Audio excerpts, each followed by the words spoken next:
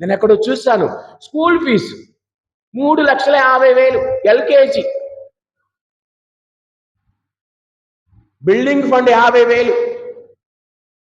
Admission fees 5,000, term fees, తరానికి 3 terms, 4 నెలల చొప్పున 3 టర్మ్స్కి ₹1,00,000.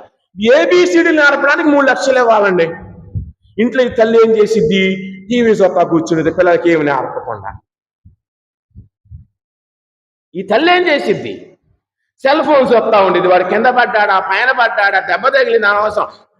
ఆ రీల్సే జీవితం ఈ రోజుల్లో. నీకున్న సంపదలను జాగ్రత్తగా వాడుకునే స్థితిలో ఉన్నావా? దేవుడిచ్చిన దాన్ని సక్రమం. ఇది అదేమంటే మనల్ని ఎవడరా ఆపేది? ఈ సినిమా డైలాగ్ పెట్టారు అందరం. ఎవడరా మనల్ని ఆపేదంట? దేవుడు ఆపుతాడు. ఆపేవాడు ఒకడు ఉన్నాడు. నువ్వు ఎంత విర్రవీగినా నీ కర్మ ఫలితం నువ్వు ఇక్కడే అనుభవించి వెళ్లాల్సిందే. కర్మ ఫలితం. నువ్వు అనుకోవచ్చు, నేను అలాగున్నాను, ఇలాగున్నాను, అది చేస్తున్నాను. రోజు రావచ్చు అందరికీ.